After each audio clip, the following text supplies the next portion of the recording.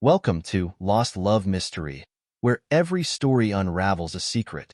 So, let's dive into another story. They say the truth has a way of finding you no matter how deeply you bury it. I'd been married to Julia for 9 years, and until recently I thought we were solid. Solid enough to trust her completely when she mentioned this girl's trip to Miami. She said she needed a break, a few nights out with her friends just to relax and unwind. And you know what? I didn't think twice about it. I mean, Julia and I never kept secrets. Or so I thought. The night she left, I stayed home, watching reruns in the living room and trying not to notice how quiet the house felt without her. I checked my phone now and then, waiting for a text from Julia to let me know she'd arrived safely. Around 9 p.m., I got her message. Just checked in, babe. The hotel is beautiful. Wish you were here. Love you. I sent back a quick, love you to babe, have fun, and thought nothing more of it. Little did I know that was the last peaceful night I'd have for a while. Here as I sat in the dim glow of the TV, my phone rang. It was Ethan, an old friend from college. We hadn't spoken in years, but he sounded tense. Jack? He asked, his voice low like he didn't want anyone to overhear. Yeah, it's me. Ethan? Long time no talk. What's up, man?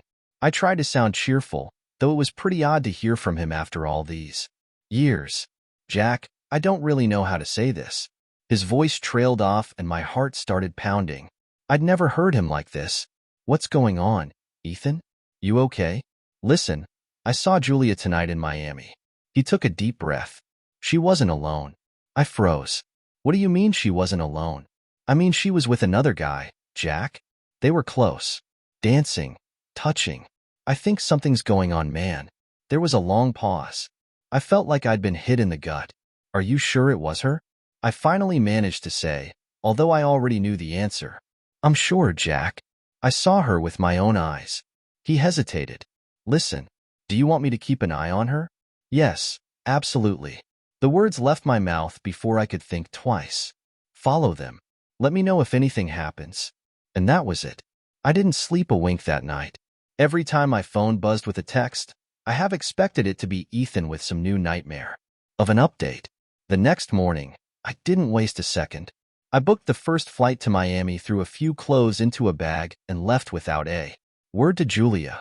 No texts, no warning. I was done with wandering, done with giving her the benefit of the doubt. I needed to see it for myself, to catch her in the act, leave no room for lies or excuses. She wasn't going to admit it, and I wasn't interested in whatever story she'd spin. When she came home, if Julia wouldn't tell me the truth, then I'd get it myself. I landed in Miami that afternoon and met up with Ethan. We sat in a dimly lit coffee shop near the beach. He looked just as uneasy as I felt. I'm sorry, Jack, he said as we sat down, but I knew you'd want to know. I nodded, my throat tight. Where did you see them? They went from the club to a bar on Ocean Drive, he said, frowning. They were close, man. Real close. Did you see them kiss? I asked, each word coming out like I was choking on them. Ethan looked down and back at me, his face tight with sympathy and a hint of anger on my behalf. Yes, he said, his voice barely above a whisper. I did. It wasn't just some drunken slip, Jack. They were into each other like no one else in the world mattered. They didn't even notice me standing there. The weight of his words settled like lead in my stomach, but Ethan wasn't finished. And after they left the bar, he hesitated as if he didn't want to continue, but he knew. I needed to hear it. They went back to her hotel room. The words hit me like a blow to the chest. The image of Julia, the woman I thought I knew better than anyone, wrapped around another man, leading him up to her room, played like a twisted reel in my mind. My fists clenched, and a fire spread through me. One I couldn't shake off. They went up together. I forced out, my voice shaking despite my efforts to stay calm. Ethan nodded, his eyes filled with the same disbelief that was tearing me apart. I followed at a distance, just enough to see them go inside. They stayed there, Jack. The door closed, and neither of them came back out. I felt a surge of fury that made my whole body shake. Ethan watched me, a silent witness to the war raging inside me, and after a few moments, he placed a hand on my shoulder. I don't get it, Ethan. Why would she do this? He shrugged, looking as clueless as I felt. Only she knows, Jack. We decided to wait until evening to see if Julia would meet up with the guy again. And sure enough, around 8 o'clock, we spotted her at a restaurant with her friends and him. They were sitting at an outdoor table, laughing, and she leaned in close to him, their hands brushing, and then it happened. She kissed him. I didn't even realize I'd gotten up until Ethan grabbed my arm. Jack, wait. Are you sure you want to do this here? But I was done waiting. I stormed over to their table, and Julia's eyes widened as she saw me. She froze, looking as if she'd seen a ghost. Jack? She stammered, her face pale. What? What are you doing here? Oh, I don't know. I said, my voice dripping with sarcasm. Maybe just catching my wife making out with another guy in the middle of Miami. The whole table went silent, her friends staring at us with wide eyes. Julia's so-called lover looked down at his plate, mumbling something before he stood up, and scurried off like the coward he was. Pathetic. Jack, please. Julia started, her voice breaking. I'm so sorry. I don't even know what I was thinking. No, you don't know what you were thinking. You came all the way here to cheat on me, and you don't know what you were thinking? My voice rose, and I felt everyone at the restaurant turning to watch, but I didn't care. I felt a surge of anger and betrayal that I couldn't hold back. Please, Jack, just let's go somewhere and talk. I don't want to lose you. I laughed, but there was no humor in it. Talk? You didn't want to talk before you decided to throw away everything we had, did you? She covered her face with her hands, tears streaming down her cheeks. I'm sorry. Please. I am begging you. Let's go somewhere and talk about this, just you and me. Please. But I shook my head. We're done, Julia. I'm calling a lawyer first thing tomorrow. 9 years, and this is what you do? As I turned to leave, one of Julia's friends grabbed my arm. Jack, wait. Her voice was soft, almost pleading. It doesn't have to end like this. Talk to her. I looked at her. Rebecca, I remembered her name was. She had always been friendly, a little too friendly if I'm being honest. But right now, her eyes looked different. More intense, like she was seeing me for the first time. I don't think there's anything to talk about, I replied, shaking my head. Julia made her choice. Rebecca didn't say anything for a moment. Then she gave me a small, hesitant smile. You're a good man, Jack. You deserve better. She gave my hand to squeeze before letting go. I looked back at Julia one last time, who was now sobbing uncontrollably, her friends trying to comfort her. But I couldn't feel sorry for her. Not after what she'd done. The next day, I called my lawyer to get the divorce process started. I planned to stay in Miami a few more days, partly to clear my head, and partly just to get a fresh start before going back home. Rebecca reached out to me later that day, asking if I wanted to meet up. She thought I might need some company, someone to talk to. We met at a beach sidebar, and for the first time in days I felt like I could actually breathe. We ordered drinks and we talked about everything. Rebecca shared that she too was divorced.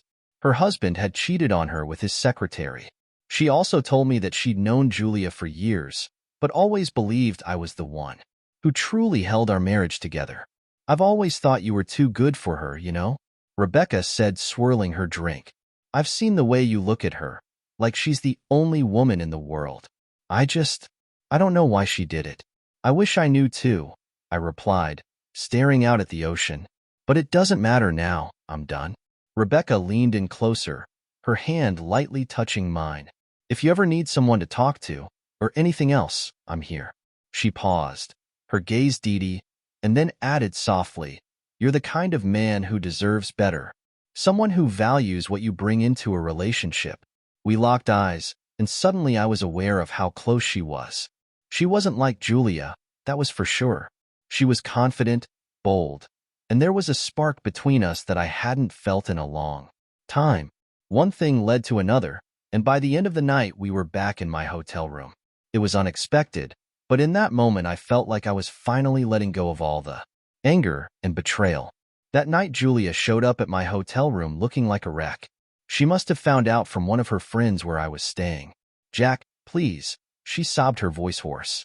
Don't do this. I made a mistake, okay? A horrible, horrible mistake. But I love you. I don't want to lose you. Julia, you should have thought about that before you threw away everything we had. She dropped her face into her hands, crying harder. I don't know what I was thinking. It was stupid. It was a mistake. I was drunk, and he didn't mean anything to me. Doesn't matter, Julia. I replied coldly. You made your choice, and I've made mine. At that moment, Rebecca stepped out of the bathroom wearing one of my shirts. It's him barely skimming her thighs.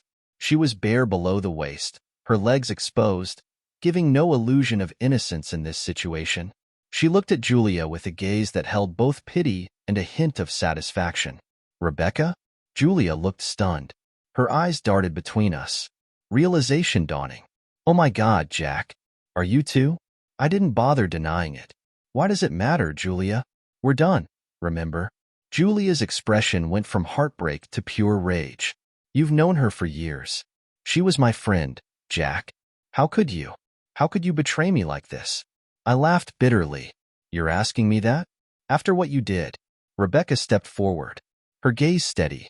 Maybe it's time you accept that you broke his heart, Julia, and someone else picked up the pieces. Julia's face contorted, her anger boiling over. She let out a tokade sob before lunging at Rebecca, grabbing her hair with a fierce grip. With my husband, you heartless whore. She screamed, her voice breaking. You were my friend. How could you do this to me? Rebecca gasped in pain, but before Julia could do more, I forced myself between them, gripping Julia's arm to pull her away. That's enough, I said firmly, holding her back. Get out, Julia. I don't want to see you again. Julia's anger faded into something fragile, her eyes glassy with fresh tears as she looked at me, devastated. She stumbled toward the door, still sobbing, and with a final trembling glare, she turned and left, slamming the door behind her. But I didn't feel an ounce of remorse. For the first time since that phone call from Ethan, I felt free. Next month later, the divorce was finalized and Rebecca was by my side. It was ironic in a way. The woman Julia had trusted was the one who ultimately showed me what I'd been missing.